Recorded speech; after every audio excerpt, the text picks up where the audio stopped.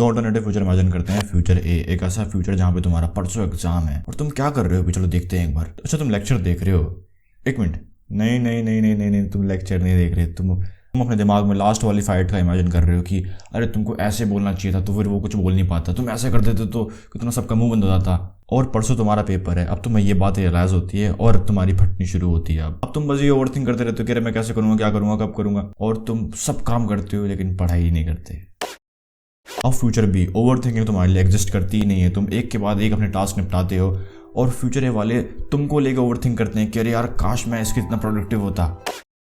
मुझे बहुत खुशी हुई कि तुमने फ्यूचर बी को जाना। देखो मेन 3 टाइप की ओवर थिंकिंग होती है। सबसे पहला होता है फियर ऑफ फ्यूचर, कि तुम्हारी फ्यूचर में क्या होने वाला है इसको लेके तुम्हारी फटे जा रही है और तुम बस इसके बारे में सोचे जा रहे हो और तुम काम नहीं कर रहे। मेन जैसे 7th क्लास की बात है, मैं GHPS गुरु हरकृष्ण पब्लिक स्कूल का एक स्कूल होता है दिल्ली में, जहाँ पे मतलब पंजाबी बेसिकली सरदारों का स्कूल होता है, तो वहाँ पे पंजाबी कंपलसरी होती है। जैसे तुम्हारे स्कूल में संस्कृत पढ़ाई जाती होगी या फ्रेंच पढ़ाई जाती होगी, वो जो सेकेंडरी लैंग्वेज होती है। मेरे स्कूल में था पंजाबी, ठीक है, और मेरा नया नया एडमिशन हुआ था। पंजाबी का ना मुझे 80 आता था ना तुस्सी, मैंने स्टोरी पहले ही बताई है। वैसे होता है क्या, मेरा पंजाबी का एग्जाम होता है और मुझे कहीं ना कहीं दिमाग में पता होता है कि अरे मैं अगर एक एक लाइन करके पढ़ूंगा ना तो मुझे को हो जाएगा, मैं याद कर लूँगा वो चैप्टर।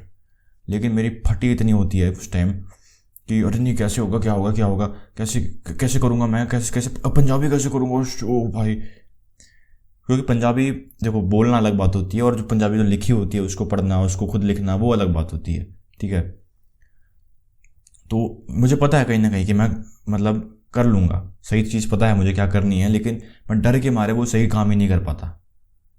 और तुम्हारे साथ भी ऐसा होता होगा कि कोई ना कोई ऐसा सही काम होगा जिससे तुम्हें पता हो कि हाँ मुझे पढ़ना चाहिए, लेकिन तुम्हारी फटी इतनी पड़ी है कि तुम पढ़ ही नहीं पाते। वो बोलते हो कि नहीं नहीं मैं पढ़ता हूँ, फिर तुम्हें तो वापस से ओवर थिंकिंग होती है कि अरे अरे क्या होने वाला है, क्या होने वाला है। अब दूसरी है माइंड वेंडरिंग वाली ओवर थिंकिंग। मतलब तुम कुछ काम करने बैठे हो, ठीक है, मान लो तुम कोई प्रोडक्टिव काम करने बैठे हो, जैसे तुम कोडिंग करने बैठे हो एग्जाम्पल के लिए, या कुछ कोई भी होमवर्क वगैरह करने बैठे हो, लेकिन तुम सोच रहे हो अरे मेरे को पास्ट में ऐसा कर देना चाहिए था, वैसा कर देना चाहिए था, अरे यार मैं ना फ्यूचर में ऐसा कर दूंगा। अलग ही आर्क निकालोगे, स्टोरी लाइन निकालोगे कि उस टाइम अल्टरनेटिव, अपना ही अल्टरनेटिव यूनिवर्स, कि अरे उस टाइम ना मैंने ऐसे कर दिया होता तो फिर ऐसे हो जाता, फिर ये होता, फिर ऐसा होता, फिर मैं ये कर देता, फिर मैं वो कर देता।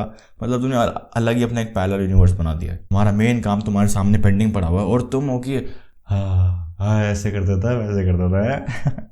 और तीसरी है तुम्हारी एनालिसिस पैरालिसिस। काफ़ी लोगों ने एक्सपीरियंस किया होगा। जैसे मैं अपने दोस्त का तुम्हें एग्जांपल देता हूँ कि मेरे दोस्त को जिम जाना था, ठीक है, उसको बॉडी वर्कआउट वगैरह शुरू करना था, लेकिन जिम जाने से पहले ही वो इसमें पड़ गया कि अरे बेस्ट वेरिएशन क्या होता है, बेस्ट एंगल क्या होता है जिससे हम जिम मारे ना, बेस्ट ट्राइसेप पुल डाउन के 3 वेरिएशन सबसे बेस्ट कौन से होते हैं, कौन सा वेरिएशन, कौन सा एंगल सबसे बढ़िया है, डाइट, अरे प्लांट प्रोटीन वे प्रोटीन से सस्ता आता है लेकिन उसकी बायोअवेलेबिलिटी कम है, अरे यीस्ट प्रोटीन कैसा रहेगा यार। मतलब इन्हीं से बकवास में वो पड़ गया और पता है क्या, उसने वर्कआउट शुरू ही नहीं किया, वो जिम गया ही नहीं, वो बस डाइट प्लान करता रह गया, अपने वर्कआउट स्प्लिट प्लान करता रह गया कि अरे ब्रो स्प्लिट की पुश पुल लैग सबसे बेस्ट क्या है, और एंगल देखता रहेगा, बस वो यही सब करता रहेगा और उसने मेन काम शुरू किया ही नहीं। और इन तीनों ओवर थिंकिंग के सोल्यूशन मैं तुम्हें बताऊंगा। और देखो यहाँ पे इस वीडियो में बकवास नहीं होने वाली जो बाकी यूट्यूबर्स करते हैं। सही मैं देख रहा था कि ओवर थिंकिंग का सोल्यूशन क्या दे रहे हैं लोग। कोई कह रहा है कि अरे तुम्हें ना जब भी तुम्हें ऐसा लगे कि तुम्हारे दिमाग में कोई थॉट 5 सेकंड से ज़्यादा है तो तुम पुशअप मारना शुरू कर दो, ओ भाई तुम्हारी ओवर थिंकिंग खत्म हो जाएगी। अरे तो तुम्हें है ना, तुम्हें ओवर थिंकिंग इसलिए हो रही है क्योंकि तुम अनसर्टेन हो। मतलब इतनी सिंपल सी चीज़ ये ऐसे दिखा देंगे कि ओह इन्होंने क्या डिस्कवर कर दिया। हमें फ्यूचर को लेकर ओवर थिंकिंग क्यों होती है? क्योंकि हम ऑब्वियस सी बात है, हम अनसर्टेन है कि हमारे साथ क्या होगा, हमें उसका डर है। और ये इस सिंपल सी चीज़ को दिखा देंगे कि अरे तुम्हें अनसर्टेनिटी है और तुम्हारा लैक ऑफ फोकस है इसलिए तुम ओवर थिंक कर रहे हो। अबे चूतड़।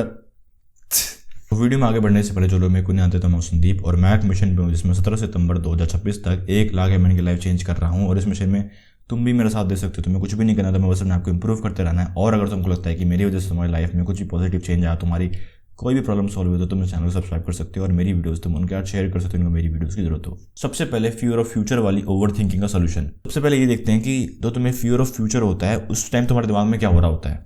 क्योंकि अगर तुमने वो ठीक नहीं किया ना तो जो मैं एक्शन लेवल स्टेप तुम्हें बताऊंगा वो किसी काम की नहीं है, वो तुम ले ही नहीं पाओगे। सही में ऐसा है। जब तुम्हें फ्यूचर में क्या होने वाला है इस चीज़ का डर होता है और जब ये डर तुम पे हावी हो जाता है तो उस टाइम ऐसा होता है कि जो तुम्हारा इमोशनल सेंटर है ब्रेन का, उस पर कंट्रोल चले जाता है और वो इतना लॉजिकल नहीं होता। जो लॉजिकल होता है वो हमारा PFC होता है, जो यहाँ पे होता है।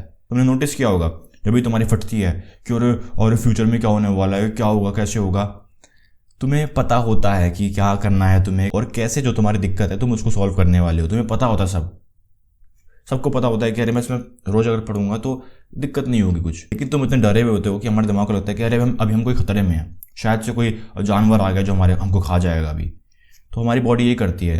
ऑब्वियस सी बात है, तो तुम्हारे आगे शेर आ जाएगा तो तुम लॉजिकल तो सोचना बिल्कुल नहीं चाहोगे कि अरे भाई शेर के कितने पंजे हैं, अगर ये शेर इस एंगल से मारेगा तो मैं क्या करूंगा, अगर ऐसे करो।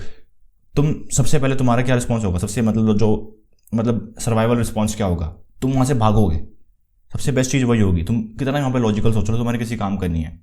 लेकिन यही जो रिस्पॉन्स है ये गलत टाइम पे एक्टिवेट होता है, जब तुम ऐसे डरते हो किसी चीज़ से। किसी चीज़ का मतलब तुम्हें स्ट्रेस है, क्योंकि इस टाइम तुम्हें सबसे ज़्यादा लॉजिकल सोचना चाहिए, है ना। ऑब्वियस बात है, तुम्हारा एग्जाम आने वाला है तो इस टाइम तुम्हें लॉजिकल सोचना चाहिए कि अरे मैं कैसे करूँगा, क्या करूँगा, प्रॉपर प्लान वगैरह तो बनाना चाहिए। लेकिन क्योंकि फाइट और फ्लाइट वाला रिस्पॉन्स एक्टिवेट हो चुका है तो तुमने नोटिस किया होगा तुम्हारे हाथ पाँव में से चीतें चलने लग जाते हैं, ब्लड सर्कुलेट होता है हमारे हाथ पाँव में।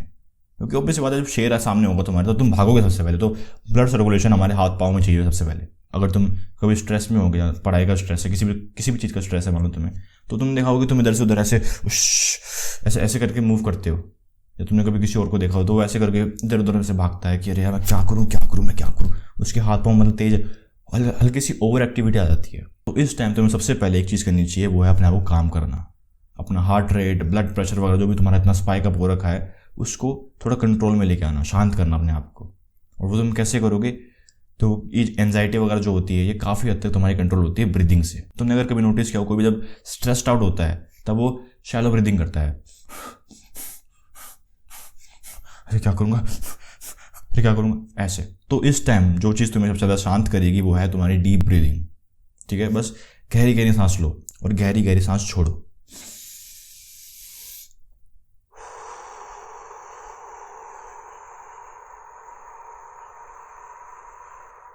ऐसे। इसका एक और इम्प्रूव्ड वर्जन होता है जिसमें मतलब तुम 2 बारी सांस लेते हो। 2 बारी कैसे, मतलब तुमने एक बार सांस भरी और तुम हल्की सी एक और खींचो, मतलब छोटी सी, जैसे तुमने पूरी भर ली, फिर तुम अपने आप रुक जाओगे बाद में ना, फिर एक और छोटी सी खींचनी है जितनी तुम खींच सकते हो, ऐसी, और फिर मुंह से छोड़नी है एकदम आराम से। ठीक है, जब तुम ये करते हो कि तुम एक्सेल लंबा करते हो तो हमारा दिमाग हमारे हार्ट को सिग्नल देता है कि तू आराम से धड़क। ठीक है, वो तुम्हारा हार्ट रेट कम करने में, थोड़ा ब्लड प्रेशर जो भी बढ़ा हुआ है वो कम करने में काफ़ी हेल्प करेगा। इस टाइम तुम्हें जितना हो सके उतना लॉजिकल सोचना है ताकि तुम्हारा जो PFC है वो एक्टिवेट हो, वहाँ पे एक्टिविटी बढ़े। और अब जो मैं तुम्हें एक्शनेबल स्टेप बताऊंगा, मैं तो बोलूँगा तुम इसको कॉपी पे करोगे तो बहुत बढ़िया रहेगा, क्योंकि जब हम हाथ से लिखते हैं तो हमारे दिमाग के ज़्यादा एरिया एक्टिवेट होते हैं। ठीक है, तो तुम्हें करना क्या है, सबसे पहले यहाँ पे 2 केस निकलेंगे। एक केस होगा जहाँ पे तुम कुछ कर सकते हो और एक केस होगा जहाँ पे तुम कुछ भी नहीं कर सकते, मतलब तुम्हारे हाथ में कुछ भी नहीं है। सबसे पहला केस जहाँ पे तुम्हारे हाथ में चीज़ें हैं, तुम कुछ कर सकते हो। जैसे एग्जाम्पल के लिए तुम्हारा एग्जाम है 6 महीने बाद, तो ऑब्वियस सी बात है यहाँ पे तुम बहुत कुछ कर सकते हो। जो भी तुम्हारा गोल है, बढ़िया नंबर लाना या बस पास होना, वो तुम आराम से कर सकते हो 6 महीने में। तो यहाँ पे तुम प्रॉपर प्लान करो, जो मतलब तुम्हारा जो गोल है, जैसे पास होना तुम्हारा गोल है, तुम पास कैसे होगे, ठीक है, उसको ब्रेक डाउन करो। तुम्हें सिलेबस आना चाहिए, तुम मॉक टेस्ट वगैरह दो, प्रीवियस ईयर के क्वेश्चन सॉल्व करो। सिलेबस के लिए तुम क्या करोगे, तुम उसके लिए डेली टारगेट बनाओ कि मैं डेली के इतने लेक्चर देखूंगा। जो भी तुम्हारा बड़ा गोल है, बस बेसिकली तुम्हें उसको छोटे गोल्स में ले आना है। ठीक है, कि मैं डेली ये काम करूंगा वो गोल अचीव करने के लिए। और जब तुम डेली एक्शन लोगे तो तुम्हें ओवर थिंकिंग नहीं होगी। तुम्हें पता है इस टाइम ओवर थिंकिंग तभी होती है जब हम एक्शन नहीं ले रहे थे। अब दूसरा केस जहाँ पे तुम कुछ कर नहीं सकते, जैसे एग्जाम्पल के लिए जब मैं अपना एक CS का एग्जाम होता है हमारा इंजीनियरिंग में, सेकेंड या 4th सेमेस्टर में होता है। ठीक है, तो वो काफ़ी हार्ड एग्जाम होता है। तो होता है कि जिस दिन मेरा एग्जाम था तो मैं एग्जाम हॉल में ऐसे बगल वाले से देख रहा होता हूँ, ऐसे टेप रहा होता हूँ इसको। ठीक है, मेरी फटी पड़ी होती है अंदर से कि अरे भाई अब इन्विजिलेटर ना आ जाए कहीं।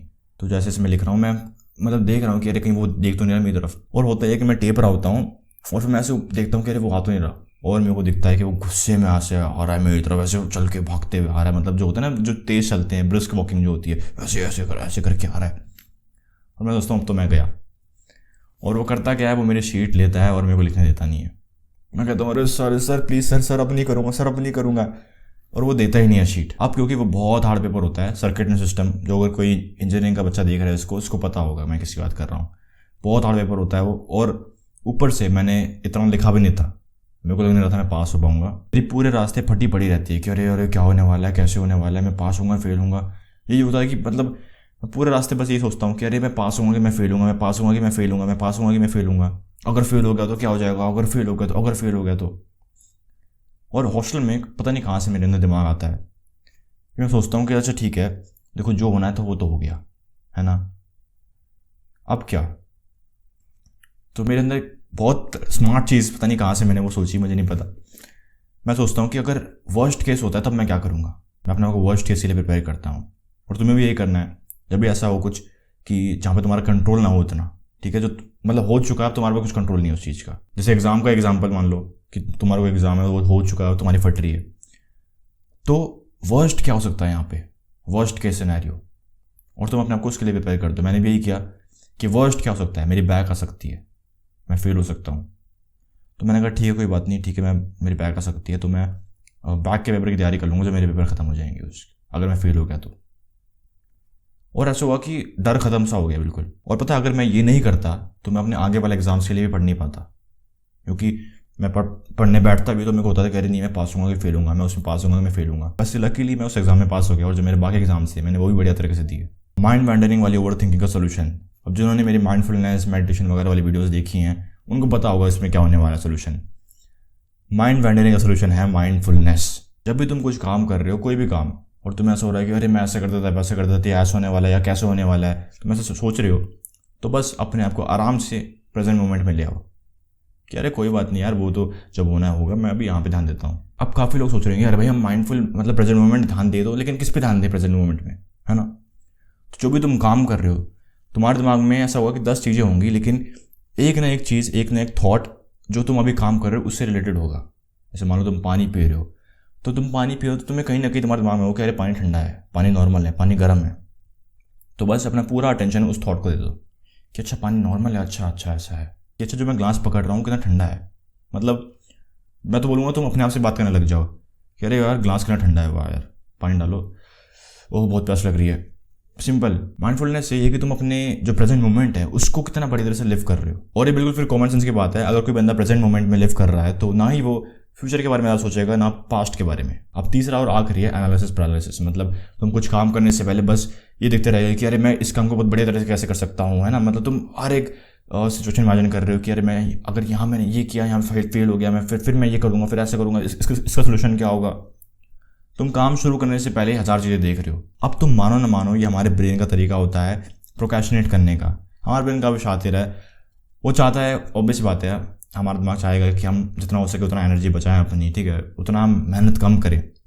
तो हमारे दिमाग का ये एक तरीका है प्रोक्रेस्टिनेशन करने का, क्योंकि हमें कहीं ना कहीं पता है कि कोई काम शुरू करने से पहले जो प्लानिंग वगैरह होती है, एनालिसिस वगैरह होता है, वो भी एक प्रोडक्टिव काम की तरह देखा जाता है। भले हम कुछ प्रोड्यूस ना कर रहे हो, लेकिन वो भी एक कह लो वैसा काम देखा जाता है कि हाँ ये प्रोडक्टिव काम है भाई, ये अच्छा काम है, हम सोच रहे हैं उसके बारे में, हम डाइट प्लान कर रहे हैं, हम अरे बेस्ट वेरिएशन देख रहे हैं, अरे पापा जी मैं प्रोसेसर कैसे बनते हैं मैं वो देख रहा हूँ। तो ये ऐसे कह लो कि हम अपने आप को बहाना देते हैं कि अरे अभी मेहनत मत कर, अभी ना पहले ये देख ले, पहले अभी अभी वर्कआउट मत कर, अभी ना बेस्ट वेरिएशन देख ले, अरे अभी बेस्ट डाइट देख ले यार, अरे वो देख ले कि सबसे ज़्यादा बेस्ट प्रोटीन किस में होता है, अरे यार पहले ओ नहीं नहीं नहीं अभी अभी वर्कआउट कैसे करेगा तू, पहले तो वो देख कि अरे भाई सोयाबीन जो है वो गायनो करता है कि नहीं करता, पहले वो ज़्यादा ज़रूरी है भाई। अरे उससे फ़र्क नहीं पड़ता हम सोयाबीन खाते नहीं खाते, उससे फ़र्क नहीं पड़ता, लेकिन हमें पहले ये देखना पड़ेगा। तो वो तुम्हारी प्रोक्रेस्टिनेशन है, ठीक है। और तुमको ये बात पता करने से ही काफ़ी तुम्हारे पास हेल्प हो जाएगी, लेकिन इस चीज़ को फिक्स कैसे करना है, जो एनालिसिस पैरालिसिस है उसको रोकना कैसे है। तो उसका सोल्यूशन बहुत सिंपल सा है, तुम बस पहले एक्शन लो, ठीक है। तुम्हें पहले कितना ही मन कर रहा हो ये सब देखना है कि अरे पहले मेरे को ऐसा ये सब देख लेना चाहिए, वो सब देख लेना चाहिए, लेकिन नहीं, तुम पहले काम करो, तुम पहले जिम जाओ, ठीक है। और फिर जैसे मान लो तुम जिम जाते हो, तुम लगता है कि अरे नहीं यार आज मेरे ना इसमें ट्राइसेप में हिट नहीं हो ढंग से, तब तुम देखो कि अरे मतलब बेस्ट वेरिएशन क्या है, फॉर्म क्या है, ट्राइसेप जो ट्राइसेप पुल डाउन होता है उसकी फॉर्म क्या है। पहले एक्शन करो, फिर तुम उसके आप से सोचो कि अरे मैं क्या सही कर सकता था और मैं अगली बार क्या सही करूँगा। समझे मेरी बात। जब तुम्हें लगे कि हाँ भाई इंप्रूवमेंट की ज़रूरत है या फिर मान लो कुछ चेंज की ज़रूरत है, तब तुम उसके बारे में देखो, पहले एक्शन लो, फिर देखो ये सब। जैसे मैंने यूट्यूब चैनल शुरू किया था तो मेरी पहली वीडियो देखना कितना बेकार एंगल है, कितना, बस ऐसा है कि लाइटिंग अच्छी है और मेरा बोलने का तरीका भी काफ़ी बेकार है। लेकिन पहले मैंने वो सब देखा ही नहीं कि अरे भाई बोलते कैसे हैं, पहले मैंने ये सब नहीं सीखा कि बोलते कैसे हैं और कैमरा एंगल बढ़िया क्या होता है। वो तो मुझे कमेंट्स वगैरह में लोगों ने बताया कि एंगल ठीक करो, वरना मैं तो एंगल भी ठीक नहीं करता। फिर मैंने अगली वीडियो से एंगल ठीक किया अपना। मैंने फिर यहाँ से मतलब जो होता है ना टॉकिंग हेड वीडियोज़ वाला एंगल मैंने रखा। मैंने पहले एक्शन लिया, फिर मैंने चेंज किया। फिर मैंने सोचा कि अरे भाई क्या क्या चेंज की जरूरत है अब मेरे एक्शन में, और मैंने अगली बार फिर वो चेंज की धीरे धीरे। भले ही तुम्हें भी यही करना है, ज़्यादा सोचो मत कि अरे भाई मेरे को पहले ये देख लेना चाहिए, पहले मेरे को वो देख लेना चाहिए, पहले ओ भाई माइक कौन सा लूँ मैं यूट्यूब वीडियो बनाने के लिए, लाइटिंग कौन सी बढ़िया रहेगी। बस पहले वीडियो बना दो। इस तरीके से जो तुम्हारी थिंकिंग पावर है वो एकदम सही जगह यूज़ हो रही है, जहाँ उसको यूज़ होना चाहिए। तुम्हारे जो एक्शन है उसको बेटर करने में और बढ़िया स्ट्रैटेजिक मूव लेने में वहीं यूज़ होगी। फिर ये पहले एक्शन लो, फिर सोचो कि मैंने क्या किया, कैसे किया, क्या करना चाहिए था, क्या नहीं करना चाहिए था। बस तो आज की वीडियो के लिए इतना ही। अगर तुमको ऐसे जिसकी लाइफ में पॉर्न एडिक्शन एक समस्या है तो डिस्क्रिप्शन में पिन कमेंट में तुम्हें लिंक मिल जाएगा। द रीबर्थ ब्लूप्रिंट का वो कंप्लीट पैकेज जो मैंने तैयार किया कि तुम कैसे अपने ब्रेन को रिवायर कर सकते हो इस एडिक्शन से बाहर निकलने के लिए। तो डिस्क्रिप्शन में पिन कमेंट में तुम्हें लिंक मिल जाएगा, फटाफट चेकआउट करो उसको। और अगर तुमको ये वीडियो पसंद आई तो मुझे पूरा भरोसा है कि तुम्हें मेरी बाकी वीडियोस भी पसंद आएंगे, तो फटाफट चैनल को सब्सक्राइब करो और मेरी बाकी वीडियो चेकआउट करो। और मैं मिलता हूं तुम्हें अगली वीडियो में, तब तक के लिए कीप इंप्रूविंग, बाय बाय।